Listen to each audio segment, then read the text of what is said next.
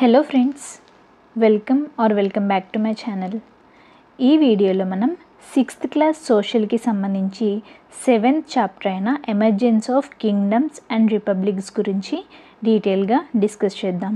మీరు కనుక మన ఛానల్కి రావడం ఫస్ట్ టైం అయినట్లయితే ఛానల్ని ఖచ్చితంగా సబ్స్క్రైబ్ చేసుకోండి, వీడియోని లైక్ చేయండి అండ్ మీ ఫ్రెండ్స్ అందరితో ఈ వీడియోని షేర్ చేసుకోండి. మనం 6th క్లాస్ సోషల్కి సంబంధించి ఆల్రెడీ మనం 6 లెసన్స్ అనేవి కంప్లీట్ చేసుకోవడం జరిగిందండి. సో ఆ 6 లెసన్స్ వీడియోస్ యొక్క లింక్స్ అనేవి కింద డిస్క్రిప్షన్ బాక్స్లో ఇస్తాను. ఒకసారి చెక్ చేయండి, మీరు చూసుకున్నారో లేదో ఒకసారి డీటెయిల్గా చెక్ చేసుకోండి. సో ఇది వచ్చేసి 7th లెసన్ యొక్క పార్ట్ 1 వీడియో అండి. సో డీటెయిల్గా టెక్స్ట్ బుక్లో ప్రతి లైన్ ఇంపార్టెంట్ అనేది మనకు తెలుసు కదా. సో ప్రతి లైన్ కూడా ఎక్స్ప్లెయిన్ చేయడానికైతే ట్రై చేస్తాను. ఎగ్జామ్ పాయింట్ ఆఫ్ వ్యూలో ఏవైతే పాయింట్స్ ఇంపార్టెంట్గా ఉంటాయో వాటిని మనం స్ట్రెస్ అవుట్ చేసుకుని డిస్కస్ చేద్దాం. సో ఫస్ట్ చూసుకున్నట్లయితే లెసన్ నేమ్ వచ్చేసి emergence of kingdoms and republics. First ఇక్కడ లెర్నింగ్ అవుట్కమ్స్ అని చెప్పి ఇచ్చారు. సో స్టూడెంట్స్ కోసం ఇచ్చారు ఇది మనకి. సో ఏంటి అంటే ఈ లెసన్ అయిపోయాక స్టూడెంట్స్ అనేవాళ్ళు ఏమేం చేయగలుగుతారు అంటే జనపదాస్ గురించి చెప్పగలుగుతారు, మహాజనపదాస్ గురించి చెప్పగలుగుతారు, అవి ఎలా రైజ్ అయ్యాయి అనే వాటి గురించి చెప్పగలుగుతారు. అలాగే ఇక్కడ ఉన్న social, political, economic and religious changes గురించి, ఈ పీరియడ్లో ఉన్న చేంజెస్ గురించి చెప్పగలుగుతారు. అలాగే ఇండియన్ పాలిటీ అనేది ఎలా ఎవాల్యూట్ అయ్యింది అనేది కూడా చెప్పగలుగుతారు. ఇవి వచ్చేసి ఈ లెసన్ యొక్క లెర్నింగ్ అవుట్కమ్స్ అన్నమాట. నెక్స్ట్ ఇక్కడ చిన్న ఫ్లో చార్ట్ ఇచ్చారు. So Ganges valley 2700 years ago. So Ganges valley దగ్గర ఏమున్నాయి అంటే మహాజనపదాస్. సో మహాజనపదాస్లో సిటీస్ ఎలా ఉన్నాయి, అడ్మినిస్ట్రేషన్ ఎలా ఉంది, కింగ్డమ్స్ ఏమేమి ఉన్నాయి, గణ సంఘాస్ అనేవి ఏవే ఉన్నాయి, అలాగే మహాజనపదాస్కి సంబంధించి న్యూ రిలీజియస్ కాన్సెప్ట్స్ అనేవి ఏంటి అనేవి మనం ఈ లెసన్లో డీటెయిల్గా డిస్కస్ చేయడం జరుగుతుంది. ఈ లెసన్ యొక్క ఫ్లో చార్ట్ ఇది.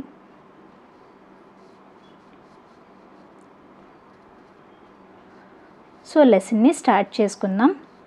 ఫస్ట్ చూసుకున్నట్లయితే నేను చెప్పాను కదా, ఎగ్జామ్ పాయింట్ ఆఫ్ వ్యూలో ఏవేవైతే ఇంపార్టెంట్ ఉంటాయో అవన్నీ కూడా డీటెయిల్గా ఎక్స్ప్లెయిన్ చేయడానికైతే ట్రై చేస్తాను. ఫస్ట్ పాయింట్ చూసుకున్నట్లయితే చూడండి, the reverse Ganga and Yamuna flow between the Himalayas and the hills of Deccan plateau. ఈ రివర్స్ గంగా, యమున అనే రివర్స్ ఏవైతే ఉన్నాయో ఇవి ఎక్కడెక్కడ ఫ్లో అవుతున్నాయి అంటే మన ఇండియాలో కనిపించే హిమాలయాస్కి అలాగే డెక్కన్ ప్లాట్యూ యొక్క హిల్స్కి మధ్యన ఈ గంగా అండ్ యమున రివర్స్ అనేవి ఫ్లో అవుతున్నాయి. ఆ మధ్య ప్లేస్ ఏదైతే ఉందో దాన్ని మనం గ్యాంజెటిక్ వ్యాలీ అని చెప్పి అనడం జరుగుతుంది. ఓకేనా. ఈ ప్లెయిన్లో చాలా ఎక్కువ రెయిన్ఫాల్ అనేది పడుతూ ఉంటుంది కాబట్టి ఈ ప్లెయిన్ అనేది చాలా ఫర్టైల్గా ఉంటుంది. ఓకేనా. These reverse bring silt from the Himalayas and flow through out the year. ఈ రివర్స్ ఏవైతే ఉంటాయో ఇవి హిమాలయాస్ నుండి సిల్ట్ని కలెక్ట్ చేసుకుని వస్తాయి అండ్ ఈ రివర్స్ అనేవి ఇయర్ మొత్తం ఫ్లో అవుతూనే ఉంటాయి. ఓకేనా. అంటే ఈ రివర్స్ అనేవి పెరెనియల్ రివర్స్ అని చెప్పి మనం చెప్పుకోవచ్చు. సో ఎక్కువ వాటర్ ఉన్న చోట ల్యాండ్ అనేది ఫర్టైల్గా ఉంటుంది కాబట్టి అక్కడ డిఫరెంట్ ట్రైబ్స్ అనేవాళ్ళు వచ్చి సెటిల్ డౌన్ అయ్యారనమాట. అగ్రికల్చర్ ప్రాక్టీస్ చేసుకుంటూ ఈ పార్ట్స్లో ఈ రివర్ వ్యాలీ ఏదైతే ఉందో గ్యాంజెటిక్ రివర్ వ్యాలీ దగ్గర సెటిల్ అవ్వటం స్టార్ట్ చేశారు. వాళ్ళల్లో కొంతమంది ఇంపార్టెంట్ ట్రైబ్స్ నేమ్స్ ఇచ్చారు చూడండి, సాక్యాస్, లిచ్చవి, మల్లాస్, వైదేహాస్. వీళ్ళు కొంతమంది వాళ్ళలో ఇంపార్టెంట్ అనమాట. నెక్స్ట్ ఈ ట్రైబ్స్ని మనం సాంస్క్రిట్లో జన అంటాం. మోస్ట్ ఇంపార్టెంట్ అండి, చాలా ఇంపార్టెంట్. ఈ ట్రైబ్స్ని మనం సాంస్క్రిట్లో జన అంటాం. వాళ్ళు అక్కడ సెటిల్ అయిన ప్లేస్ ఏదైతే ఉందో ఆ ప్లేస్ని జనపద అని చెప్పి అనటం జరుగుతుంది. మోస్ట్ ఇంపార్టెంట్, చూసుకోండి, చాలా అంటే చాలా ఇంపార్టెంట్. సో ఆ ట్రైబ్స్ ఎవరైతే ఉన్నారో అక్కడికి వచ్చి సెటిల్ అయిన ట్రైబ్స్ ఎవరైతే ఉన్నారో వాళ్ళని మనం సాంస్క్రిట్లో జన అంటున్నాము అండ్ వాళ్ళు సెటిల్ అయిన ప్లేస్ని జనపద అని చెప్పి అనడం జరుగుతుంది. నెక్స్ట్ వీళ్ళు ఆ రివర్స్ దగ్గర 2700 years ago చూడండి, వీళ్ళు ఆ రివర్స్ దగ్గర 2700 years ago సెటిల్ అవ్వడం స్టార్ట్ చేశారు. వాళ్ళు ఫారెస్ట్స్ని క్లియర్ చేశారు. వేటితో అంటే ఐరన్ టూల్స్ యొక్క హెల్ప్స్తో ఫారెస్ట్ని క్లియర్ చేసి ల్యాండ్ని టిల్ చేసుకొని ఆ తర్వాత కొన్ని ప్యాడీ అండ్ అదర్ క్రాప్స్ని వాళ్ళు గ్రో చేయడం స్టార్ట్ చేశారు. నెక్స్ట్ అలా చేసిన తర్వాత లార్జ్ విలేజెస్, టౌన్స్ అనేవి ఈ పార్ట్స్లో డెవలప్ అవ్వడం స్టార్ట్ అయింది. సో అక్కడ ఉన్న పీపుల్ అందరూ కూడా డిఫరెంట్ ట్రైబ్స్కి సంబంధించిన వాళ్ళు ఉంటారు. Next the wide spread use of iron in Gangetic plain created conditions for the formation of larger territorial units.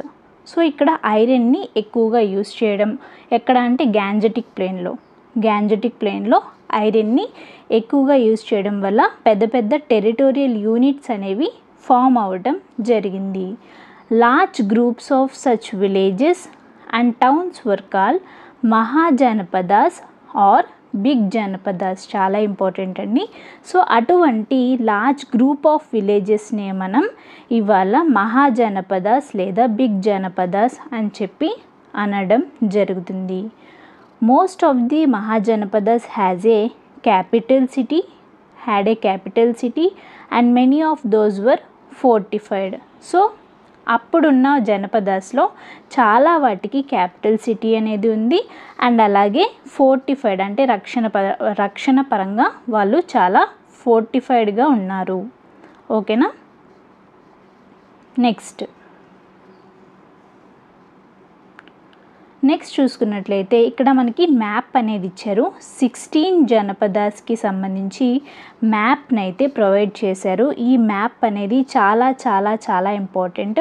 TET and డిఎస్సికి అయితే చాలా ఇంపార్టెంట్ అనమాట. ఖచ్చితంగా ఇక్కడ బిట్స్ అనేవి వస్తూ ఉంటాయి ఎగ్జామ్లో ఫ్రీక్వెంట్గా. సో ఫస్ట్ నేను ఈ మ్యాప్కి సంబంధించి ఈ వీడియోలో ఏం చేస్తాను అంటే 16 జనపదాస్ని మీకు జస్ట్ చూపిస్తాను మ్యాప్ పరంగా. ఆ తర్వాత మనం నెక్స్ట్ వీడియోలో నేను నోట్స్ అయితే ప్రిపేర్ చేశాను దీనికి. ఆ నోట్స్ అనేది ప్రతి competitive exam, not only TET and DSC, ఏ కాంపిటేటివ్ ఎగ్జామ్కైనా 16 మహాజనపదాస్కి సంబంధించి ఆ నోట్స్ అనేది మీకు చాలా ఇంపార్టెంట్. ఆ నోట్స్ని చూపిస్తూ మీకైతే నెక్స్ట్ వీడియోలో ఆ 16 జనపదాస్ గురించి, వాటి యొక్క క్యాపిటల్ సిటీ గురించి, ప్రజెంట్ లొకేషన్ గురించి అయితే ఎక్స్ప్లెయిన్ చేస్తాను. ఈ వీడియోలో ఒక్కసారి అయితే చూపిస్తాను. ఓకేనా. నెక్స్ట్ వీడియో మీకు రావాలి అనుకుంటే వెంటనే మన ఛానల్ని సబ్స్క్రైబ్ చేసుకోండి, బెల్ ఐకాన్ అయితే యాక్టివేట్లో ఉంచుకోండి. చూడండి నేను ప్రిపేర్ చేసిన నోట్స్ అయితే ఇది. So mahajanapadas capital and present location and దానికి ఉన్న స్పెషాలిటీస్ కూడా ఇక్కడ నోట్ చేశాను. సో ఈ వీడియోలో జస్ట్ 16 మహాజనపదాస్ అనేవి ఏంటో చెప్తాను, నోట్ చేసుకోండి. అంగ, మగధ, వజ్జి, కాశీ, మల్ల, ఛేది, వత్స, కోశాల, పాంచాల, మత్స్య, కురు, సూరసేన, గాంధార, నెక్స్ట్ కాంబోజీ, అవంతి, అస్మాక. ఇవి వచ్చేసి 16 జనపదాస్. నెక్స్ట్ వీడియోలో మనం డీటెయిల్గా డిస్కస్ చేద్దాం, అంటే Mahajanapada capital and present location గురించి. సో ఆ వీడియో ఎందుకు సెపరేట్గా చేస్తున్నాను అంటే ఈ మహాజనపదాస్కి సంబంధించి అన్ని కాంపిటేటివ్ ఎగ్జామ్స్కి మనకి ఇంపార్టెంట్ అనమాట ఈ టాపిక్. సో ఆ వీడియో అనేది నేను సెపరేట్గా అప్లోడ్ చేస్తాను. అండ్ మన ఛానల్ని సబ్స్క్రైబ్ చేసుకోండి, బెల్ ఐకాన్ని యాక్టివేట్లో ఉంచుకోండి, సో దట్ మీకు నెక్స్ట్ వీడియో అప్లోడ్ అవగానే నోటిఫికేషన్ అనేది వస్తుంది. సో ఈ వీడియో కనుక మీకు నచ్చినట్లయితే తప్పకుండా మన ఛానల్ని సబ్స్క్రైబ్ చేసుకోండి, వీడియోని లైక్ చేయండి అండ్ మీ ఫ్రెండ్స్ అందరితో ఈ వీడియోని షేర్ చేసుకోండి. Thank you so much for watching this video. Hello friends, welcome back to my channel.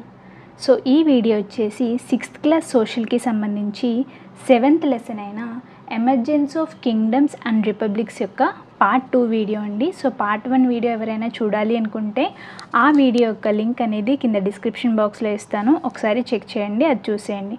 And ఈ వీడియో వచ్చేసి ఎవ్రీ కాంపిటేటివ్ ఎగ్జామ్కి యూజ్ అవుతుందండి, not only TET and DSC. A exam prepare అయినా, state level అయినా, central level అయినా, ఏ ఎగ్జామ్కైనా ఈ topic అనేది చాలా చాలా చాలా ఇంపార్టెంట్ అనమాట. ఈ వీడియోలో మనం ఏం డిస్కస్ చేస్తున్నాము అంటే 16 మహాజనపదాస్ ఉంటాయి కదా. సో 16 మహాజనపదాస్కి సంబంధించి క్యాపిటల్ సిటీ ఏంటి అండ్ ఇప్పుడు ప్రెజెంట్ లొకేషన్ అవి ఎక్కడ ఉన్నాయి అనేవి మనం ఈ వీడియోలో డీటెయిల్గా డిస్కస్ చేద్దాం. మీరు కనుక మన ఛానల్కి రావటం ఫస్ట్ టైం అయినట్లయితే ఛానల్ని ఖచ్చితంగా సబ్స్క్రైబ్ చేసుకోండి, వీడియోని లైక్ చేయండి అండ్ మీ ఫ్రెండ్స్ అందరితో ఈ వీడియోని షేర్ చేసుకోండి. ఫస్ట్ మహాజనపద. ఫస్ట్ ఇక్కడ నేను మహాజనపద పేర్లు రాశాను, ఆ తర్వాత capital, next present location. Previous వీడియోలో మ్యాప్ కూడా చూపించడం జరిగింది, ఒకసారి చెక్ చేయండి. సో ఫస్ట్ వచ్చేసి అంగా. అంగా యొక్క క్యాపిటల్ ఏంటి అంటే చంప. అంగా చంప. ప్రెజెంట్ లొకేషన్ వచ్చేసి వెస్ట్ బెంగాల్లో ఉంది. ఇది వచ్చేసి ఈస్టర్న్ మోస్ట్ మహాజనపద. ఓకేనా. అండ్ ఇవి ఎక్కడ కూడా టెక్స్ట్ బుక్లో లేవు, నేను నోట్ చేశాను. సో ఖచ్చితంగా మీరు నోట్ చేసుకోండి ఒక దగ్గర. లేదు ఈ పీడిఎఫ్ మీకు కావాలి అనుకుంటే మన యొక్క టెలిగ్రామ్ గ్రూప్లో మీరు జాయిన్ అయితే అక్కడ నేను పోస్ట్ చేస్తాను. టెలిగ్రామ్ గ్రూప్ యొక్క లింక్ అనేది కింద డిస్క్రిప్షన్ బాక్స్లో ఇస్తాను, చెక్ చేసి జాయిన్ అవ్వండి. సో చూడండి, ఫస్ట్ జానపద వచ్చేసి అంగా చంప. నెక్స్ట్ ప్రెజెంట్ లొకేషన్ వచ్చేసి వెస్ట్ బెంగాల్, ఇది వచ్చేసి ఈస్టర్న్ మోస్ట్ మహాజనపద. నెక్స్ట్ వచ్చేసి మగధ. దీని యొక్క క్యాపిటల్ వచ్చేసి రాజగృహ. ఇది వచ్చేసి ఎక్కడుంది అంటే ప్రెజెంట్ లొకేషన్ బీహార్లో ఉంది. ఇది గ్యాంజెస్ రివర్కి కిందన ఉంటుంది. లొకేటెడ్ బిలో గ్యాంజెస్ రివర్ అంటే గంగా రివర్కి కిందన ఉంటుంది. నెక్స్ట్ మహాజనపద వచ్చేసి వజ్జి. దీని యొక్క క్యాపిటల్ వైశాలి. ఇది ఎక్కడుంది అంటే ప్రెజెంట్ లొకేషన్ నార్త్ బీహార్లో ఉంది. నెక్స్ట్ వచ్చేసి కాశీ. దీని యొక్క క్యాపిటల్ వచ్చేసి వారణాసి. ప్రెజెంట్ లొకేషన్ వచ్చేసి ఉత్తరప్రదేశ్. నెక్స్ట్ మహాజనపద వచ్చేసి మల్లా. దీని యొక్క క్యాపిటల్ వచ్చేసి Kushavati. Present location Uttar Pradesh. Next వచ్చేసి చేది. దీని యొక్క క్యాపిటల్ వచ్చేసి సోతివతి. నెక్స్ట్ ప్రెజెంట్ లొకేషన్ వచ్చేసి నార్థన్ ఉత్తరప్రదేశ్ అండ్ నార్థన్ మధ్యప్రదేశ్కి మధ్యలో ఉంటుంది. నెక్స్ట్ వత్స. దీని యొక్క క్యాపిటల్ వచ్చేసి కౌశాంబి. ఇది ప్రెజెంట్ లొకేషన్ ఎక్కడుంది అంటే అలహాబాద్ ఉత్తరప్రదేశ్లో ఉంది. నెక్స్ట్ మహాజనపద వచ్చేసి మనకి కోశాల. దీని యొక్క క్యాపిటల్ శ్రవస్తి. ఓకేనా. Present location Uttar Pradesh Ayodhya. Next వచ్చేసి పాంచాల. దీని యొక్క క్యాపిటల్ అహిఛత్ర. ఇది ప్రెజెంట్ లొకేషన్ వచ్చేసి ఉత్తరప్రదేశ్. నెక్స్ట్ ఇక్కడ కొన్ని మెయిన్ పాయింట్స్ కూడా రాశాను చూడండి. Located both sides of river Ganges అంటే గంగా రివర్కి బోత్ సైడ్స్న ఉన్న మహాజనపద ఏంటి అంటే పాంచాల అని చెప్పి గుర్తుపెట్టుకోండి. నెక్స్ట్ మత్స్య. క్యాపిటల్ వచ్చేసి విరాట్ నగర్. ప్రెజెంట్ లొకేషన్ వచ్చేసి రాజస్థాన్. లొకేటెడ్ వెస్ట్ టు సూరసేనకి వెస్ట్ సైడ్లో ఉంది మత్స్య. నెక్స్ట్ కురు యొక్క క్యాపిటల్ వచ్చేసి హస్తినాపుర. నెక్స్ట్ ప్రెజెంట్ లొకేషన్ వచ్చేసి ఢిల్లీ అండ్ వెస్ట్ యూపీ దగ్గరలో ఉంటుంది. Located both sides of Yamuna river. Next వచ్చేసి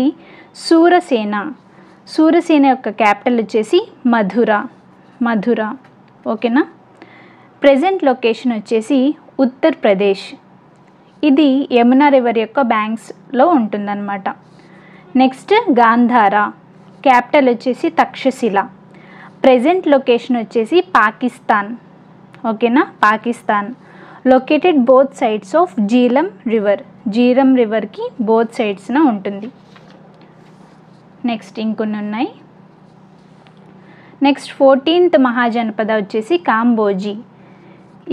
దీని యొక్క క్యాపిటల్ వచ్చేసి రాజాపురం. ప్రెజెంట్ లొకేషన్ వచ్చేసి పాకిస్తాన్ ఆఫ్ఘనిస్తాన్ బోర్డర్స్లో ఉంది. మోస్ట్ నార్తెస్ట్ అండ్ వెస్టెస్ట్ జానపద ఏది అంటే కాంబోజీ.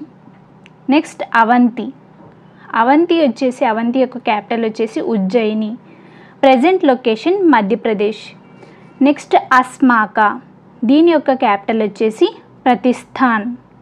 ఇది ప్రెజెంట్ తెలంగాణలో ఉంది. తెలంగాణ నిజామాబాద్ డిస్టిక్లో ఉంది. ఇది వచ్చేసి మోస్ట్ సదరన్ జానపద and located both sides of river Godavari. ఇవి ఏ కాంపిటేటివ్ ఎగ్జామ్కైనా చాలా చాలా చాలా ఇంపార్టెంట్ అండి. ఖచ్చితంగా నోట్ చేసుకొని బై హార్ట్ చేయడానికి ట్రై చేయండి. ఖచ్చితంగా 1 బిట్ అనేది ఏ ఎగ్జామ్లో అయినా మనకి కనిపిస్తూ ఉంటుంది. ఓకేనా? సో ఈ వీడియో కనుక మీకు నచ్చినట్లయితే తప్పకుండా మన ఛానల్ని సబ్స్క్రైబ్ చేసుకోండి, వీడియోని లైక్ చేయండి అండ్ మీ ఫ్రెండ్స్ అందరితో ఈ వీడియోని షేర్ చేసుకోండి. Thank you so much for watching this video. Hello friends, welcome back to my channel. ఈ వీడియో వచ్చేసి 6th క్లాస్ సోషల్కి సంబంధించి 7th చాప్టర్ అయిన emergence of kingdoms and republics యొక్క పార్ట్ 3 వీడియో అండి. సో 2 పార్ట్స్ అనేవి ఆల్రెడీ అప్లోడ్ అయి ఉన్నాయి. వాటిని ఎవరైనా చూడాలి అనుకుంటే ఆ వీడియోస్ యొక్క లింక్స్ అనేవి కింద డిస్క్రిప్షన్ బాక్స్లో ఇస్తాను. ఒకసారి అవి కూడా చూసేసి ఈ వీడియోని కంటిన్యూ చేయండి. సో మనం ప్రీవియస్ వీడియోలో ఎక్కడి వరకు డిస్కస్ చేసుకున్నాము అంటే 16 మహాజనపదాస్కి సంబంధించి క్యాపిటల్ సిటీస్ అండ్ లొకేషన్స్ వరకు మనం ఇన్ డీటెయిల్గా డిస్కస్ చేసుకోవడం జరిగింది. సో ఈ వీడియోలో మనం కంటిన్యూ చేసుకుందాం నెక్స్ట్ లెసన్. సో ఆ లెసన్కి సంబంధించి కంటిన్యూషన్ ఈ వీడియో. సో ఇక్కడ లెట్స్ డూ అని చెప్పి కొన్ని ఇంపార్టెంట్ బ్లాంక్స్ ఇచ్చారు. ఇటువంటివి చాలా చాలా ఇంపార్టెంట్. మన టెట్ అండ్ డిఎస్సికి అయితే మరీ ఇంపార్టెంట్ అనమాట. సో ఫస్ట్ బిట్ చూసుకున్నట్లయితే the dash janapada was settled on the both sides of river Yamuna. అంటే యమునా నదికి ఇరువైపులా విస్తరించి ఉన్న జనపదం గురించి అడుగుతున్నారు. ఇక్కడ ఆన్సర్ వచ్చేసి కురు. నేను ప్రీవియస్ వీడియోలో చెప్పాను, సో అవి చూసుకోండి. కురు. ఓకేనా? నోట్ చేసుకోండి. నెక్స్ట్ సెకండ్ వన్ వచ్చేసి the Panchala was settled on the both banks of the river. Panchala అనే జనపద ఏదైతే ఉందో అది ఏ నదికి బోత్ సైడ్స్న విస్తరించి ఉంది అని చెప్పి ఇచ్చారు. గంగా. ఓకేనా? గంగా నది. నెక్స్ట్ థర్డ్ వన్ చూసుకున్నట్లయితే the dash janapada was situated on the western side of the Surasena. అంటే సూరసేనకి వెస్టర్న్ సైడ్లో ఉన్న జనపద ఏది అని అడిగారు. ఇక్కడ మత్స్య. ఆన్సర్ మత్స్య. ఓకేనా? నెక్స్ట్ ఫోర్త్ వన్ చూసుకున్నట్లయితే the dash janapada was on the extreme north సైడ్లో ఉన్న జనపద ఏంటి అంటే కాంబోజా. ప్రీవియస్ వీడియో చూస్తేనే ఇవి మీరు ఫిల్ చేయగలుగుతారు. సో ప్రీవియస్ వీడియోని మిస్ చేయకండి, లింక్ అనేది డిస్క్రిప్షన్ బాక్స్లో ఇచ్చాను. నెక్స్ట్ ఫిఫ్త్ వచ్చేసి the dash janapada was situated on the banks of river Godavari. అంటే గోదావరి రివర్ యొక్క నదీ తీరాన ఉన్న జానపద ఏంటి అంటే అస్మాక. నెక్స్ట్ లాస్ట్ చూసుకున్నట్లయితే the Gandhara was situated on the banks of river dash. అంటే గాంధార అనే జనపద ఏదైతే ఉందో ఏ నది తీరాన ఉంది అని చెప్పి క్వశ్చన్ అడిగారు. ఆన్సర్ జీలం. ఓకేనా? ఇవన్నీ నోట్ చేసుకోండి టెక్స్ట్ బుక్లో. Next how do we know about the mahajanapadas గురించి మనకి ఎలా తెలుసు అనే వాటి గురించి ఇచ్చారు. సో ఏంటి అంటే మనకి ఎలా తెలుసు అంటే 2 kinds ఆఫ్ సోర్సెస్ నుండి మనకి ఈ మహాజనపదాస్ గురించి తెలియడం జరిగింది. ఆ 2 ఏంటి అంటే ఆర్కియలాజికల్ ఎగ్జావేషన్స్, అంటే పురావస్తు ఆధారాలు ఏవైతే ఉంటాయో వాటి నుండి, అండ్ కొన్ని బుక్స్ నుండి మనకి ఈ మహాజనపదాస్ గురించి తెలియటం జరిగింది. Next archaeologists have excavated hundreds of sites in the Ganges valley and had tried to know more about the lives of peoples of those days. So ఈ ఆర్కియాలజిస్ట్స్ ఎవరైతే ఉంటారో వాళ్ళు ఎన్నో వందల సైట్స్ని ఎగ్జావేట్ చేశారు. అంటే తవ్వకాల ద్వారా కనుక్కున్నారు. ఎక్కడ అంటే గ్యాంజెస్ వ్యాలీ దగ్గరలో ఉన్నవి. సో అలా ఎగ్జావేషన్స్ ద్వారాగా వారి యొక్క లైవ్స్ని, అప్పటి పీపుల్ ఎలా ఉంటారు అనే వాటి గురించి తెలుసుకోవడానికి ట్రై చేయడం జరిగింది. సమ్ ఇంపార్టెంట్ ఆర్కియాలజికల్ సైట్స్ అని చెప్పి కొన్ని సైట్స్ ఇచ్చారు. సో అవేంటి అంటే హస్తినాపుర అంటే modern Delhi, next Atranjikhera, next Kausambi, ఇది అలహాబాద్ దగ్గర ఉంటుంది. నెక్స్ట్ పాటలి పుత్ర. ఇవి అప్పట్లో అంటే మహాజనపదాస్ టైంలో కొన్ని ఇంపార్టెంట్ ఆర్కియలాజికల్ సైట్స్. నెక్స్ట్ చూడండి, the books during that period were mostly religious. ఆ పీరియడ్లో ఉన్న బుక్స్ ఏవైతే ఉంటాయో అవన్నీ కూడా రిలీజియస్కి సంబంధించింది, అంటే మత సంబంధం అయినవి. Even though they are religious, they tell us a lot about the towns and villages and about the kings and rulers of those times. అవి రిలీజియస్ బుక్స్ అయినా సరే అప్పట్లో అంటే ఆ కాలంలో ఉన్న టౌన్స్ గురించి, విలేజెస్ గురించి, కింగ్స్ గురించి, రూలర్స్ గురించి ఆ బుక్స్ అనేవి తెలియచేయడం జరిగింది. ఈవెన్ కొన్ని బుక్స్ అయితే చాలా డిస్టెంట్ కంట్రీస్ యొక్క పీపుల్ ద్వారాగా రచించబడి ఉన్నాయి. ఫర్ ఎగ్జాంపుల్ గ్రీస్ నుండి చాలామంది వచ్చి బుక్స్ అనేవి రాయడం జరిగింది.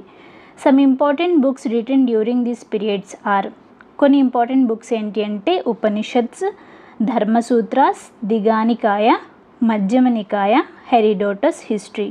ఇవి కొన్ని ఇంపార్టెంట్ బుక్స్ అన్నమాట మహాజనపదాస్ టైంలో. నెక్స్ట్ చూడండి, డూ యూ నో అని చెప్పిచ్చారు. ఇది కూడా most important exam point of వ్యూలో. ఉపనిషత్స్ అనేవి వేదిక్ బుక్స్ యొక్క పార్ట్స్ అన్నమాట. అంటే ఉపనిషత్స్ అనేవి వేదిక్ బుక్స్ ఏవైతే ఉంటాయో వాటిలో ఒక పార్ట్స్. ఉపనిషద్ అంటే మీనింగ్ ఏంటి అంటే coming and sitting near. Most important అండి, ఎగ్జామ్ పాయింట్ ఆఫ్ వ్యూలో డైరెక్ట్గా క్వశ్చన్ అడగచ్చు, ఉపనిషత్స్ అంటే మీనింగ్ ఏంటి అని చెప్పి. కమింగ్ అండ్ సిట్టింగ్ నియర్, ఓకేనా. సో ఈ ఉపనిషత్స్లో ఏమేమి ఉండేవి అంటే అప్పట్లో టీచర్స్ అండ్ స్టూడెంట్స్కి మధ్య ఉన్న డైలాగ్స్ గురించి, అంటే సంభాషణలు ఏవైతే ఉంటాయో అవి ఉండేవి. అండ్ నెక్స్ట్ ఈ బుక్స్లో ఇంకేముండేవి అంటే where have we come from, మనం ఎక్కడి నుండి వచ్చాము, and where will we go after death, మనం చనిపోయిన తర్వాత ఎక్కడికి వెళ్తాము అనే వాటికి కూడా ఈ బుక్స్లో ఆన్సర్స్ అనేవి ఉండేవి.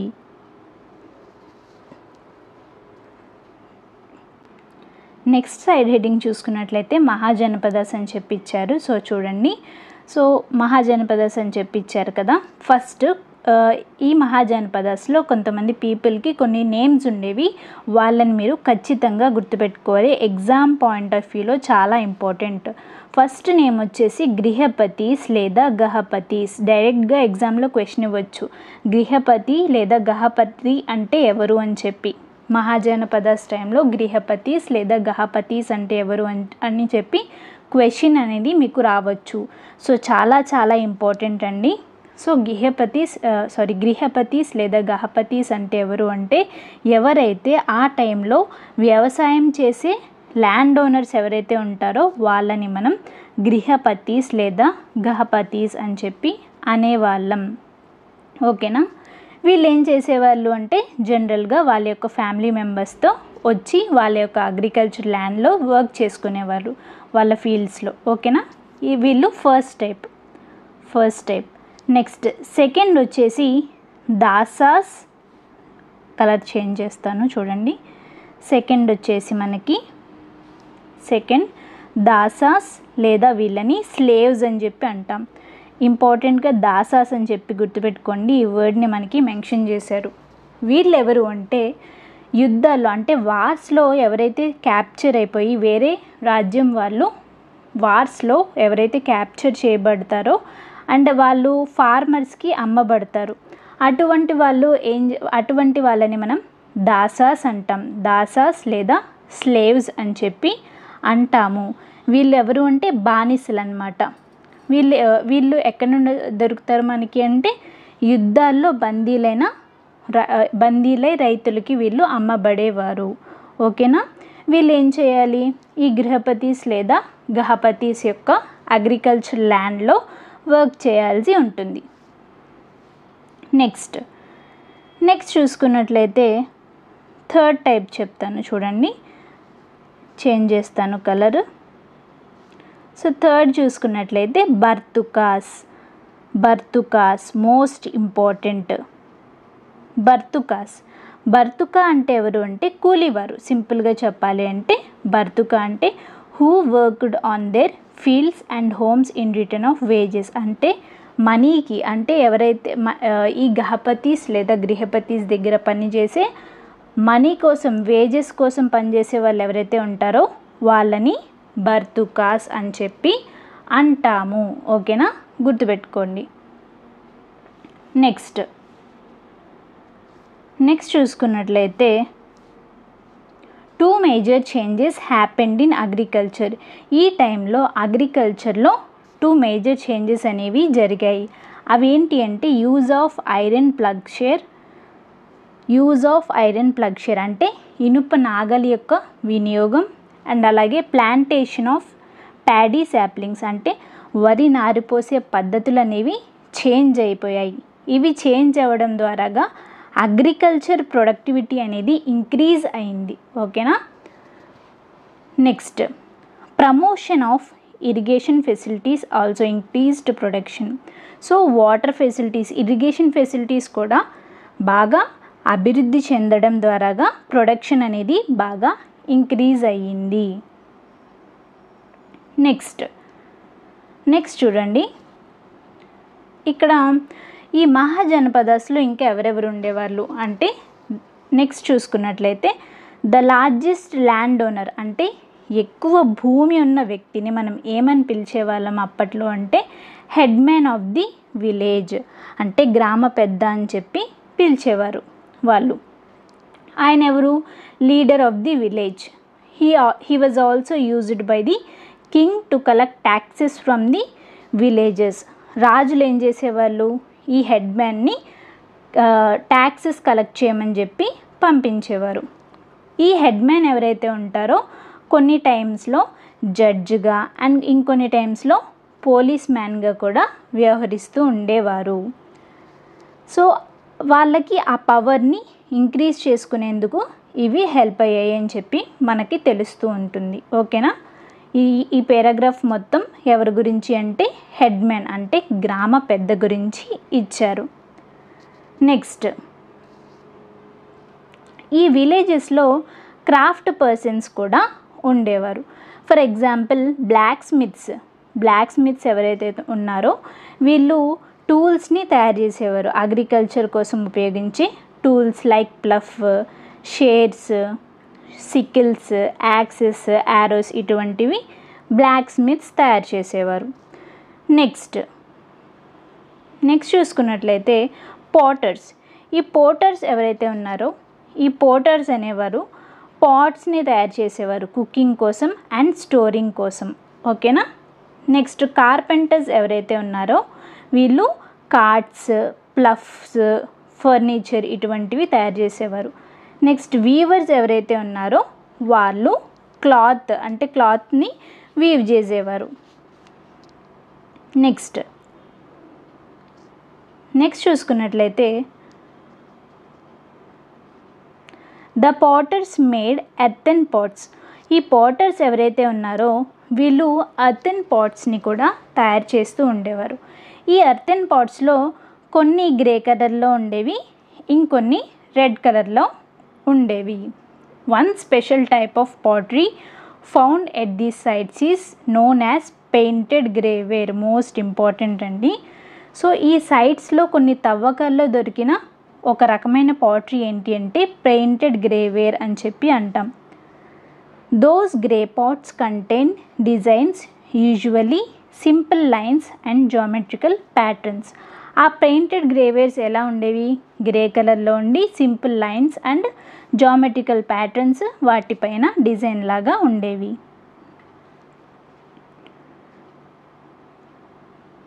నెక్స్ట్ ఈ పిక్చర్ కనిపిస్తుంది కదా, ఇది మనకి దొరికిన పెయింటెడ్ గ్రేవేర్.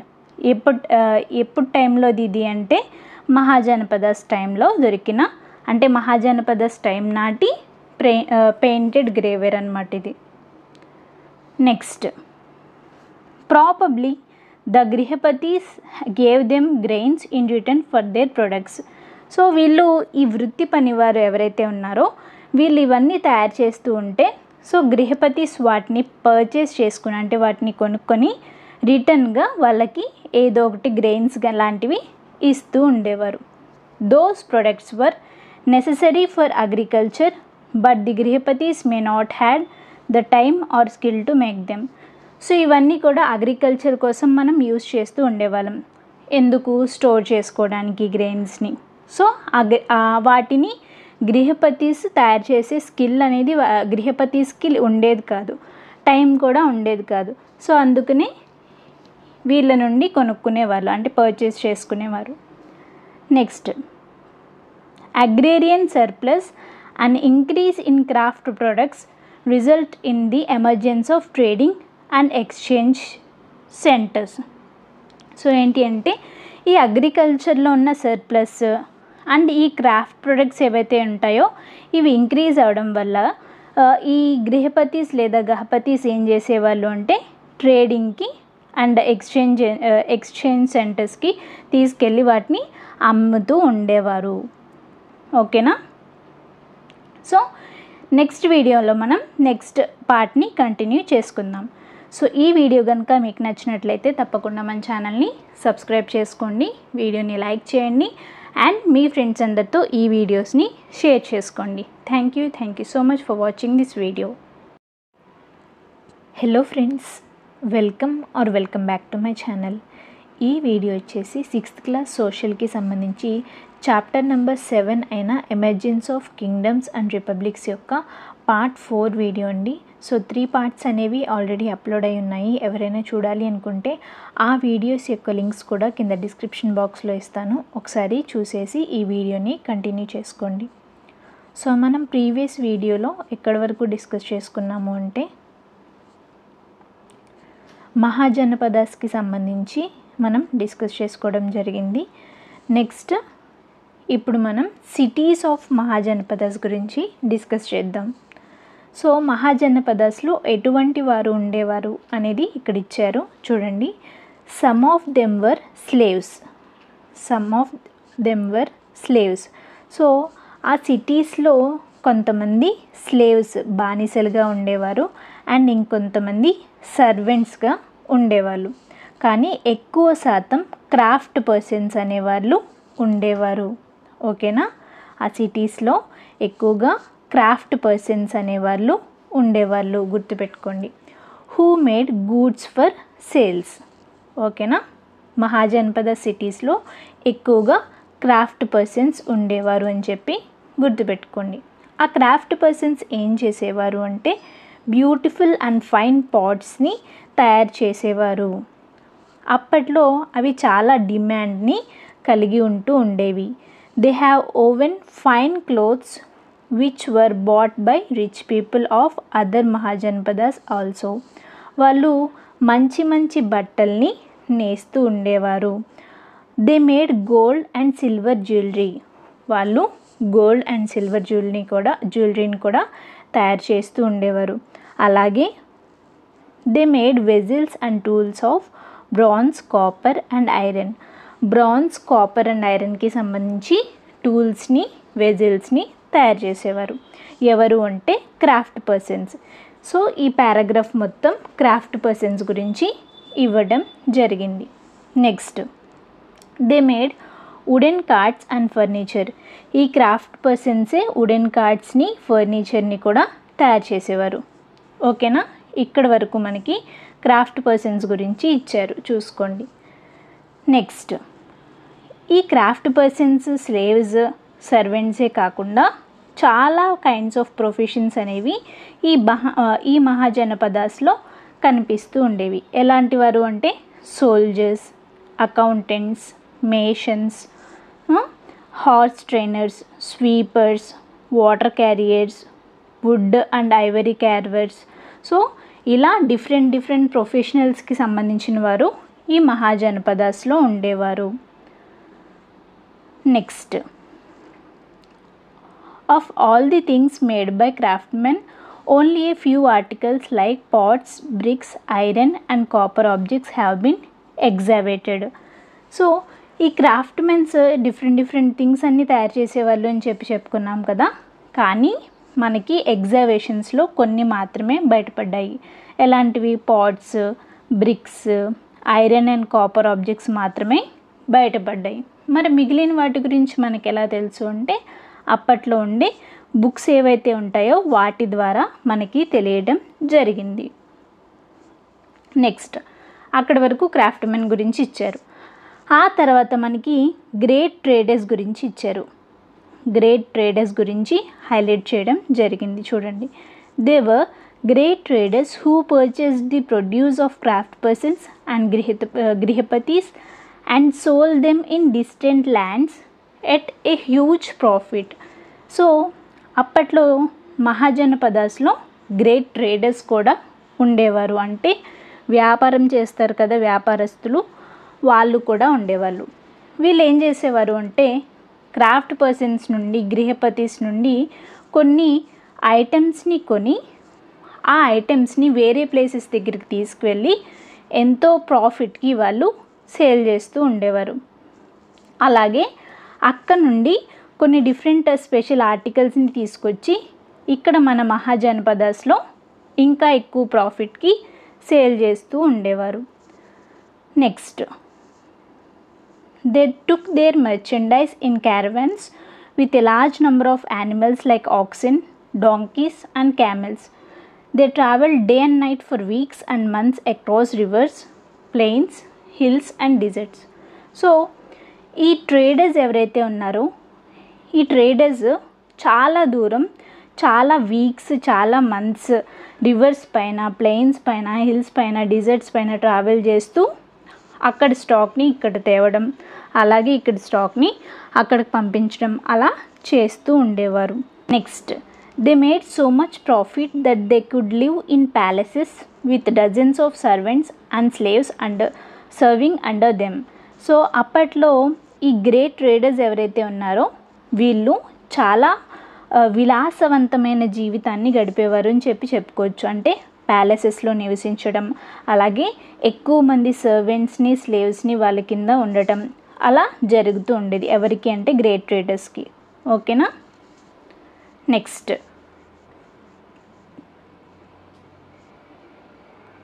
చూసుకున్నట్లయితే kings, army and taxes. Most of the mahajanapadas were ruled by kings. ఎక్కువగా మహాజనపదాస్ అన్నీ కూడా రాజులు పరిపాలించేవారు. The kings commanded and led their armies in battle. They took personal interest in welfare of their people. So ఆ kings, ఆ రాజులు ఎవరైతే ఉన్నారో వాళ్ళు పీపుల్ని కమాండ్ చేస్తూ ఉండేవారు. నెక్స్ట్, ఆర్మీస్ని కమాండ్ చేస్తూ ఉండేవారు. వాళ్ళు పీపుల్ యొక్క వెల్ఫేర్ కోసమే చూస్తూ ఉండేవారు. Next, యజ్ఞాస్ and animal sacrifices became very important during that period. ఆ కాలంలో ఈ యజ్ఞాస్ అండ్ యానిమల్ సాక్రిఫైజెస్ అనేవి చాలా ఇంపార్టెంట్గా ఉంటూ ఉండేవి. Those kings had an army of their own to ensure that people followed their orders and to make sure that no other king attacked their kingdom. So అప్పట్లో kings అనే వాళ్ళకి వాళ్ళ own army అనేది ఉండేది. ఎందుకు? వాళ్ళు చెప్పే ఆర్డర్స్ ఏవైతే ఉంటారో పీపుల్ ఫాలో చేయడానికి, అలాగే వేరే కింగ్స్ వీళ్ళ కింగ్డమ్ పైన అటాక్ చేయకుండా ఉండడానికి కింగ్స్కి సెపరేట్ ఆర్మీ అనేది ఉంటూ ఉండేది. They lived in capital cities and tried to build strong forts. వాళ్ళు క్యాపిటల్ సిటీస్లో నివసిస్తూ మంచిగా స్ట్రాంగ్ ఫోర్ట్స్ని బిల్డ్ చేసుకుంటూ ఉండేవారు. సో దీనికి ఎక్కువ మనీ అనేది రిక్వైర్మెంట్ ఉంటుంది. ఇవన్నీ చేయాలంటే చాలా మనీ అనేది కావాలి. The soldiers and their families had to be provided for the brick makers who made lakhs of bricks and had to pay for, and thousands of men and women who worked to construct these public buildings had to be paid wages. So వాళ్ళకి ఎక్కువ money require అవుతూ ఉండేది. ఎందుకు? వాళ్ళ యొక్క సోల్జర్స్ని and వాళ్ళ ఫ్యామిలీస్ని చూసుకోవాలి. అలాగే వాళ్ళు ఫోర్ట్స్ని బిల్డ్ చేస్తూ ఉంటారు కదా, సో అందులో ఉన్న బ్రిక్ మేకర్స్ ఎవరైతే ఉంటారో వాళ్ళకి కూడా ఏదో ఒకటి ఇస్తూ ఉండాలి. అంటే వేజెస్ రూపంలో ఏదో ఒకటి ఇస్తూ ఉండాలి. అలాగే ఆ ఫోర్ట్స్ని బిల్డ్ చేసిన మెన్ అండ్ ఉమెన్ కూడా శాలరీస్ అనేవి, వేజెస్ అనేవి ఇస్తూ ఉండడానికి వీళ్ళకి చాలా మనీ అనేది అవసరం అవుతూ ఉండేది. నెక్స్ట్ ఇక్కడ ఒక పిక్చర్ ఇచ్చారు చూడండి, the fort of Kaushambi city అని చెప్పి ఒక పిక్చర్ని అయితే ఇచ్చారు. Next, the kings collected taxes from the people, అంటే రాజులు ప్రజల నుండి ట్యాక్సెస్ని కలెక్ట్ చేస్తూ ఉండేవారు. They had officers who would collect taxes from the grihapatis, the craftsmen and traders. Tax collect చేయడానికి సెపరేట్ ఆఫీసర్స్ అనేవారు ఉంటూ ఉండేవారు. ఈ ట్యాక్స్ అనేవాళ్ళు గృహపతిస్ అయినా, క్రాఫ్ట్మెన్ అయినా, ట్రేడర్స్ అయినా ఎవరైనా సరే కింగ్కి ట్యాక్స్ పే చేయాల్సి ఉంటుంది. ఎవరైనా ట్యాక్స్ పే చేయడానికి రిఫ్యూజ్ చేస్తే, అంటే ట్యాక్స్ పే చేయను అని అంటే వాళ్ళకి పనిష్ చేసేవాళ్ళు, వాళ్ళని పనిష్ చేస్తూ ఉండేవారు. Officers and army were employees of the king. Officers and army ఎవరైతే ఉన్నారో వాళ్ళు ఆ కింగ్ యొక్క ఎంప్లాయీస్ అనమాట. Therefore, they were bound to follow his orders, and king could ensure that his commands were obeyed by the common people. So ఈ officers and armies అనేవాళ్ళు ఎవరు అంటే కింగ్స్ యొక్క ఎంప్లాయీస్ కాబట్టి వాళ్ళ యొక్క ఆర్డర్స్ని వీళ్ళు ఫాలో అవుతూ ఉండేవారు. Many Kings wanted to be more powerful and wealthy. అప్పట్లో ఉన్న చాలా రాజులు ఎక్కువ పవర్ఫుల్గా వెల్తీగా ఉండాలి అని చెప్పి కోరుకునేవారు. అలా ఉండాలి అంటే వాళ్ళకి 2 ways ఉండేవి. By increasing the taxes imposed on the people. First way ఏంటి అంటే ట్యాక్సెస్ని పెంచుతూ ఉండడం. అండ్ నెక్స్ట్ వే వచ్చేసి బై కాంక్వెరింగ్ నైబరింగ్ కింగ్డమ్స్, అంటే పక్క రాజ్యాల్ని ఆక్రమించుతూ ఉండటం. సో ఈ 2 వేస్ అనేవి వాళ్ళకి ఉండేవి ఎక్కువ పవర్ఫుల్ అండ్ వెల్తీ అవడానికి. The kings began to collect regular taxes from grihapatis who cultivated the land. ఈ కింగ్స్ అనేవారు రెగ్యులర్ ట్యాక్సెస్ అనేవి కలెక్ట్ చేస్తూ ఉండేవారు. నెక్స్ట్ ఇప్పుడు చెప్పేది చాలా చాలా ఇంపార్టెంట్, చాలా డీటెయిల్గా నోట్ చేసుకోండి ఒక దగ్గర. The grihapatis had to divide their crops into 6 equal parts. Grihapatis ఉండేవారు కదా ఈ మహాజనపదస్ టైంలో, వీళ్ళు వాళ్ళకున్న క్రాప్స్ని 6 ఈక్వల్ పార్ట్స్గా డివైడ్ చేసి 1 పార్ట్ని కింగ్కి ఇస్తారు. ఆ 1 పార్ట్ని మనం భాగా అంటాము. చాలా చాలా చాలా ఇంపార్టెంట్, నోట్ చేసుకోండి. నెక్స్ట్, క్రాఫ్ట్మెన్కి సంబంధించి చూడండి. Craftsmen also had to pay taxes often by working free of charge for the king for 1 day every month. ఈ క్రాఫ్ట్మెన్ ఎలా పే చేసేవారు కింగ్కి ట్యాక్స్ అంటే, ప్రతి మంత్లో ఒకరోజు ఆ కింగ్ దగ్గరికి వెళ్ళి ఫ్రీగా వర్క్ చేయడం ద్వారాగా ట్యాక్స్ని పే చేసేవారు. Next, herders of cattle and sheep too had to give the animal produce to the king in the form of tax. So ఈ క్యాటిల్ని, షీప్స్ని మేపేవారు ఎవరైతే ఉంటారో వాళ్ళు ఎలా ట్యాక్స్ పే చేసేవాళ్ళు అంటే, వాళ్ళకు వచ్చే యానిమల్ ప్రొడ్యూస్ని కింగ్స్కి ఇస్తూ ట్యాక్స్ని పే చేస్తూ ఉండేవారు. ఓకేనా.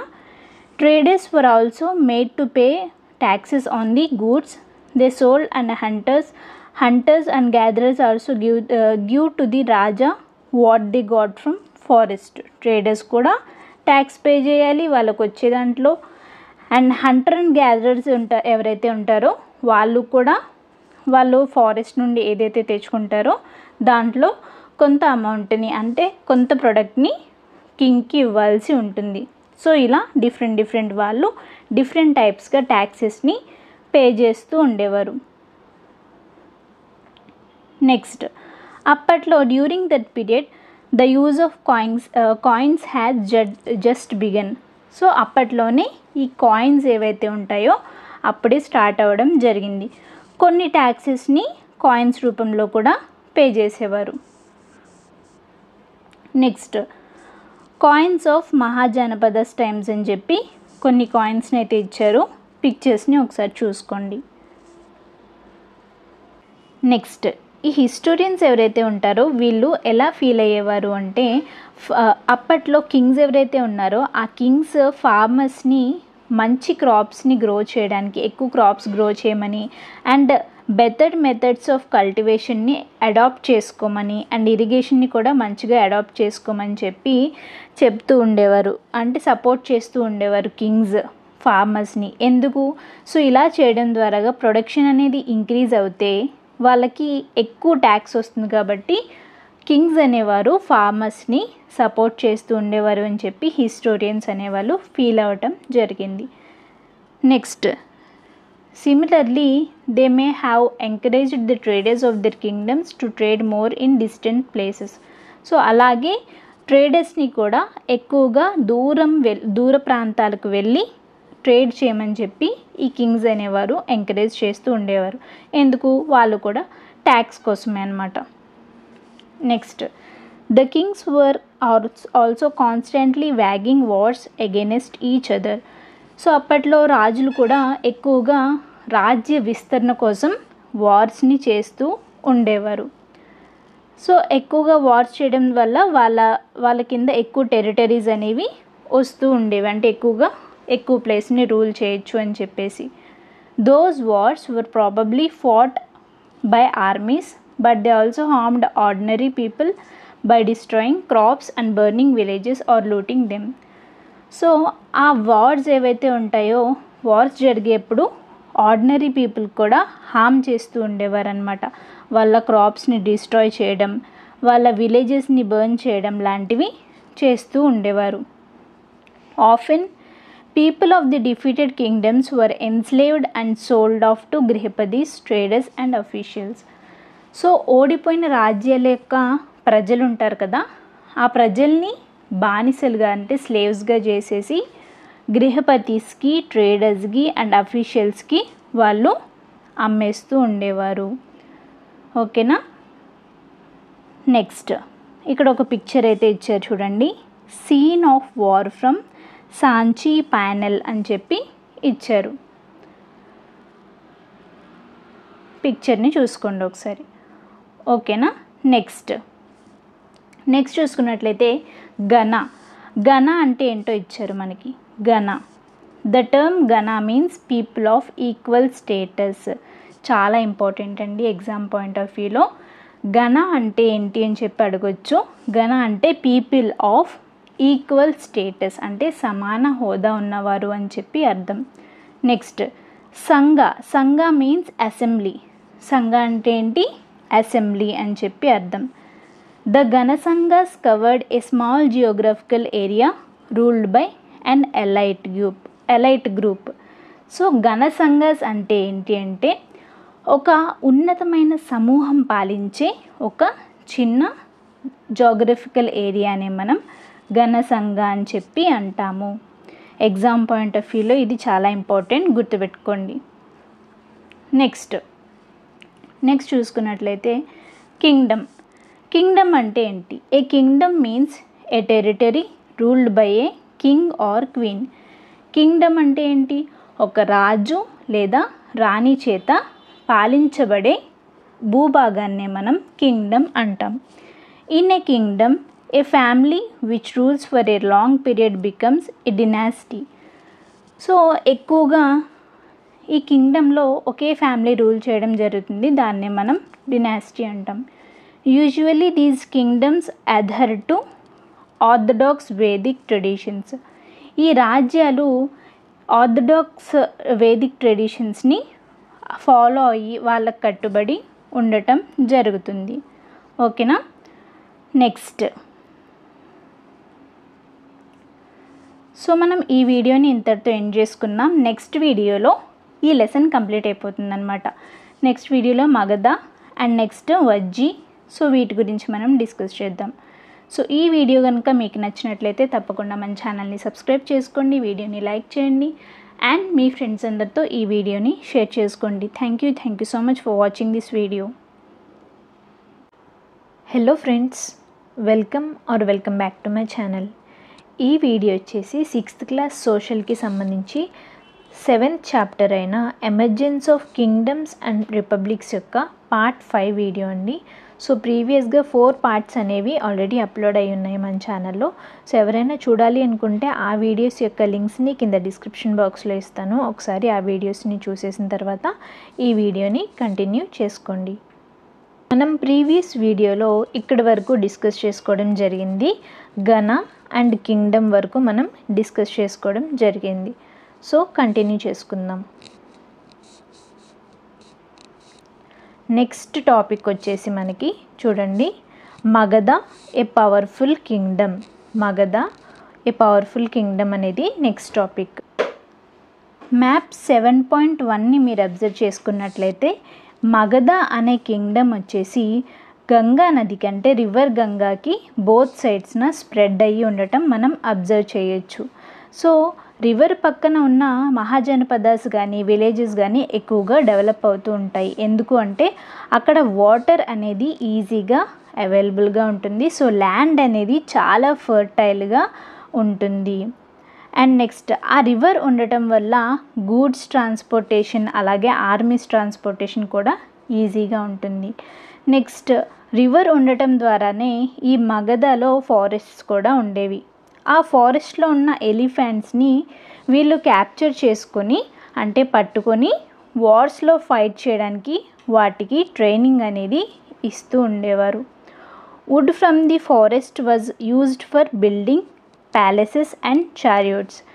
ఆ వుడ్ ఫారెస్ట్లో దొరికే వుడ్ ఏదైతే ఉంటుందో దాన్ని యూజ్ చేసి వీళ్ళు బిల్డింగ్స్ని అలాగే ప్యాలెసెస్ని అలాగే చారియట్స్ అంటే రథాల్ని తయారు చేసుకుంటూ ఉండేవారు.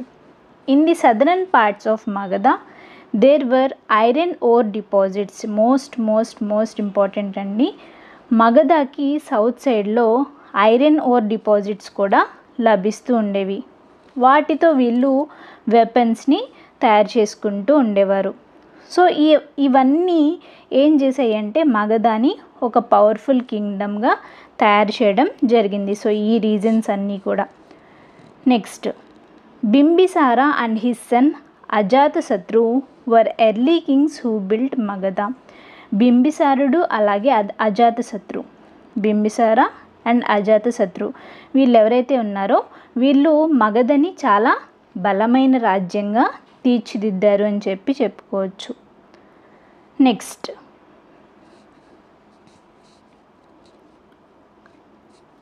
చూసుకున్నట్లయితే చూడండి, Mahapadmananda was another powerful ruler of Magadha. Mahapadmananda కూడా చాలా పవర్ఫుల్ రూలర్ అన్నమాట మగధకి. All these kings used their armies to conquer other kingdoms. So ఈ కింగ్స్ ఈ రాజులందరూ ఏం చేసేవాళ్ళు, వాళ్ళ యొక్క ఆర్మీస్ని యూజ్ చేసుకుని వేరే కింగ్డమ్స్ని క్యాప్చర్ చేసుకునేవారు. During the time of Mahapadmananda the kingdom extended from the north western part of India to Odisha. ఈ మహాపద్మానంద కింగ్గా ఉన్నప్పుడు ఈ మగధ కింగ్డమ్ ఏదైతే ఉందో నార్త్ వెస్టర్న్ పార్ట్ నుండి ఒడిస్సా వరకు వీళ్ళ యొక్క కింగ్డమ్ని వీళ్ళు ఎక్స్టెండ్ చేసుకోవడం జరిగింది. We should remember that not all Mahajanapadas were ruled by kings as in Magadha. So అప్పట్లో అన్ని మహాజనపదాస్ కూడా కింగ్స్ ద్వారాగా పరిపాలించబడేవి కావు. కొన్ని మాత్రం జనరల్గా పీపుల్స్ చేతిలోనే ఉంటూ ఉండేవి. ఓకేనా. నెక్స్ట్ సో ఇక్కడితో మగధ అయిపోయింది. నెక్స్ట్ వజ్జీ ఏ గణ. ఓకేనా. The Vajji Mahajanpada was to the north of Magadha and it had Gana form of government. ఈ వజ్జీ మహాజనపద అనేది ఎక్కడ ఉంది అంటే మగధకి నార్త్ సైడ్లో ఉంది. మగధకి నార్త్ సైడ్లో ఉంది అండ్ అక్కడ గనా ఫార్మ్ ఆఫ్ గవర్నమెంట్ అనేది ఉంటూ ఉండేది. Gana was ruled by a group of rulers instead of a single ruler. So gana అంటే ఏంటి అంటే ఒక గ్రూప్ ఆఫ్ రూలర్స్ చేత రూల్ చేయబడుతూ ఉండేది. అంటే ఒక పరిపాలకుల బృందం అనేది ఉంటూ ఉండేది, ఒక group. Sometimes even a number of men rule together and each of them called raja. So వాళ్ళందరూ కూడా తమని తాము రాజా అని చెప్పి పిలుచుకుంటూ ఉండేవారు. They performed rituals, met and took decisions on issues of common interest in assemblies through discussion and debate. So అంతమంది రాజా అని చెప్పి వాళ్ళకు వాళ్ళే పిలుచుకుంటూ ఉండేవారు. సో వాళ్ళు ఏం చేసేవాళ్ళు అంటే డెసిషన్స్ ఎలా తీసుకునేవారు అంటే డిస్కషన్స్ ద్వారాగా, డిబేట్స్ ద్వారాగా వాళ్ళు వాళ్ళ యొక్క డెసిషన్స్ని తీసుకుంటూ ఉండేవారు. Next, women, slaves and wage earners could not participate in those assemblies. So చూడండి, మహిళలకి, బానిసలకి, అలాగే సేవకులు ఎవరైతే ఉంటారో వాళ్ళకి ఈ సమావేశాల్లో, ఈ అసెంబ్లీస్లో పార్టిసిపేట్ చేసే అవకాశం ఉండేది కాదు. Buddha and Mahavira belonged to ganas and became famous teachers respected in all mahajanapadas. ఈ బుద్ధ అండ్ మహావీర ఎవరైతే ఉన్నారో వీళ్ళు ఈ గణాస్కి చెందినవారన్నమాట. Even though the kings tried to conquer the ganas, they remain active for more than 1500 years. So ఈ గణాస్ని వేరే రాజ్యాలకు చెందినవారు క్యాప్చర్ చేయాలని చూసినా సరే 1500 years అవి అలాగే యాక్టివ్గా ఉండగలిగాయి. At last ganas were conquered by Gupta kings. లాస్ట్లో గణాస్ని ఎవరు జయించారు అంటే గుప్తా కింగ్స్ జయించడం జరిగింది. నెక్స్ట్ చూసుకున్నట్లయితే డూ యూ నో అని చెప్పిచ్చారు చూడండి. ఇటువంటి బాక్సెస్ అనేవి చాలా ఇంపార్టెంట్ అనమాట. ఎస్పెషల్గా మీరు కాంపిటేటివ్ ఎగ్జామ్స్కి ప్రిపేర్ అవుతున్నట్లయితే ఇటువంటి బాక్సెస్ అనేవి చాలా ఇంపార్టెంట్. ఇక్కడ అలెగ్జాండర్ గురించి మనకి ఇచ్చారు చూడండి. Alexander, the ruler of Macedonia, Greece, wanted to become the world conqueror. Alexander అనే అతను ఎవరు అంటే మాసిడోనియా యొక్క రూలర్ అన్నమాట. సో ఇతను ప్రపంచ విజేతగా మారాలి అనేది అతని యొక్క ఆశ.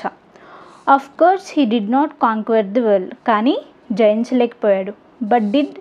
But did conquer parts of Egypt and west Asia and came to Indian subcontinent reaching up to the banks of Beas. So అతను వరల్డ్ అంతా కాంక్వైర్ చేయలేకపోయినా సరే చాలా పార్ట్స్, అంటే ఈజిప్ట్లో చాలా పార్ట్స్, అలాగే వెస్ట్ ఏషియాలోని చాలా పార్ట్స్ని అతను ఆక్రమించుకోవడం జరిగింది. అలాగే ఇండియన్ సబ్ కాంటినెంట్ కూడా వచ్చి ఎక్కడి వరకు వచ్చారు అంటే రివర్ బియాస్ ఉంటుంది కదా, రివర్ బియాస్ వరకు రావటం జరిగింది. ఆ తర్వాత ఈస్టర్న్ వర్డ్స్గా తను రావాలి అనుకున్నా సరే తన యొక్క సోల్జర్స్ భయపడి రిఫ్యూజ్ చేయడం జరిగింది. వాళ్ళందరూ భయపడ్డారనమాట. ఎందుకు అంటే మన ఇండియాలో ఉన్న ఆర్మీస్కి కానీ, మన ఇండియాలో ఎలిఫెంట్స్, చారియోట్స్, సో పెద్ద పెద్ద సైన్యాలు ఉండటం, వీటికి వాళ్ళు భయపడి వెను తిరగడం జరిగింది. సో ఇక్కడ అలెగ్జాండర్ యొక్క పిక్చర్ అయితే ఇవ్వడం జరిగింది. నెక్స్ట్ చూసుకున్నట్లయితే emergence of new thoughts and religions. So ఎలా ఎమర్జెన్స్ అయ్యాయి అంటే నూతన ఆలోచనలు, మతాలు అనేవి ఎలా ఆవిర్భవించాయి. Being not satisfied with the existing social and religious systems in that society, new concept on religion emerged in that period. So అప్పట్లో ఉన్న సామాజికమైన, మతపరమైన వ్యవస్థల పట్ల వీళ్ళు సాటిస్ఫై అవ్వకపోవడమే కాజ్ అన్నమాట కొత్త కొత్త రిలీజియన్స్ అనేవి పుట్టడానికి. Jainism which is codified by Mahavir.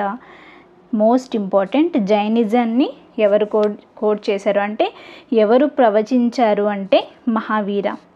Next Buddhism founded by Siddhartha. అలాగే సిద్ధార్థుడు స్థాపించిన బౌద్ధ మతం అనేవి ఇలా ఆవిర్భవించినవే. They were not satisfied with the Vedic rituals of that period and questioned the authority of the Vedas.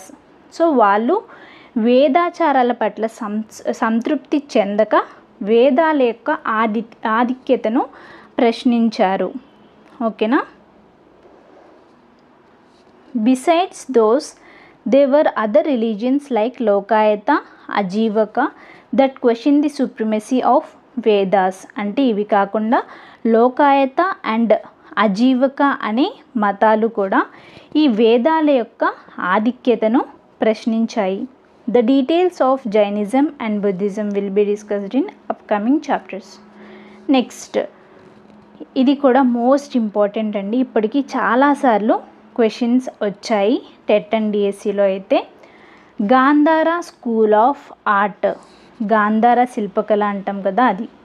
The Gandhara school of art developed in the reason around Takshashila under the influence of Greek art. So ఈ గాంధార శిల్పకళ అనేది ఎక్కడ start అయింది అని అంటే తక్షశిల చుట్టూ ఉన్న ప్రాంతంలో ఇది డెవలప్ చేయబడింది. అండ్ ఇది గ్రీక్ ఆర్ట్తో ఇన్ఫ్లుయెన్స్ చేయబడి ఉంటుంది, గ్రీక్ ఆర్ట్ ద్వారాగా ఇన్ఫ్లుయెన్స్ అవ్వబడుతూ ఉంటుంది. రియలిస్టిక్, ఇవి most important, realistic, proportionate and delicate work in stone were some of the characteristic features of that style. Most important అండి, రియలిస్టిక్ అంటే ఈ కళలో ప్రత్యేకతలు ఏంటి, ఈ గాంధార ఆర్ట్లో స్పెషాలిటీస్ ఏంటి అంటే రియలిస్టిక్గా ఉంటాయి ఆ పిక్చర్స్ అనేవి. ఆర్ట్ అనేది చాలా రియలిస్టిక్గా ఉంటుంది, ప్రపోర్షనేట్లో ఉంటుంది, అలాగే స్టోన్స్ మీద డెలికేట్ వర్క్తో ఉంటుంది. Many images of Gautam Buddha have been sculptured in the style. Gautam బుద్ధుని యొక్క చాలా ఇమేజెస్ ఈ గాంధార స్కూల్ ఆఫ్ ఆర్ట్ అనే స్ట్రక్చర్లో ఎక్కువగా పిక్చర్స్ అనేవి కనిపిస్తూ ఉంటాయి. అలా కొన్ని పిక్చర్స్ ఇచ్చారు, చూసుకోండి. ఓకేనా. సో లెసన్ అనేది కంప్లీట్ అయిపోయింది. లాస్ట్లో గ్లాసరీ అని చెప్పి ఇచ్చారు, ఇవి కూడా మనం వదలకూడదు. ఒకసారి చూద్దాం, ఆల్రెడీ లెసన్లోవే ఉంటాయి నేమ్స్, ఒకసారి చూద్దాం. ఆర్కియాలజీ అంటే ఏంటి? The study of human activity through the recovery and analysis of material cultures. అంటే ఆర్కియాలజీ అంటే ఏమంటాం? పురావస్తు శాస్త్రం అంటాం. So the study of human activity through recovery and analysis of material structures. వీళ్ళు ఏం చేస్తూ ఉంటారంటే తవ్వకాల్లో దొరికిన వాటి ద్వారాగా హిస్టరీని అంచనా వేస్తూ ఉంటారు. నెక్స్ట్ గణ అంటే ఏంటి? A group that has many members. Next sangha అంటే ఆర్గనైజేషన్ ఆర్ అసోసియేషన్. నెక్స్ట్ ఇవి important, most important, Dighanikaya, Madhyama Nikaya. Dighanikaya అంటే a Buddhist sculpture, the first of the 5 Nikaya in the Sutta Pitaka. So Buddhist కల్చర్లోని సుత్త పీఠికలో 5 నికాయాస్ ఉంటాయి, దాంట్లో ఫస్ట్ వన్యే ఈ దిగానికాయ. నెక్స్ట్ మధ్యం నికాయ ఏంటి? బుద్ధిస్ట్ కల్చర్లో ఉన్న సుత్త పీఠికలోని 5 నికాయాలు ఉంటాయి కదా, దాంట్లో సెకండ్ వన్యే ఈ మధ్యమ నికాయ. ఓకేనా, ఇవి. సో దీంతో మనకి ఈ లెసన్ అనేది కంప్లీట్ అయిపోతుంది. సో ఇంకొక వీడియోతో ఇంకొక లెసన్ని మీ ముందుకైతే తీసుకొస్తాను. సో ఈ వీడియో కనుక మీకు నచ్చినట్లయితే తప్పకుండా మన ఛానల్ని సబ్స్క్రైబ్ చేసుకోండి, వీడియోని లైక్ చేయండి అండ్ మీ ఫ్రెండ్స్ అందరితో ఈ వీడియోని షేర్ చేసుకోండి. Thank you so much for watching this video.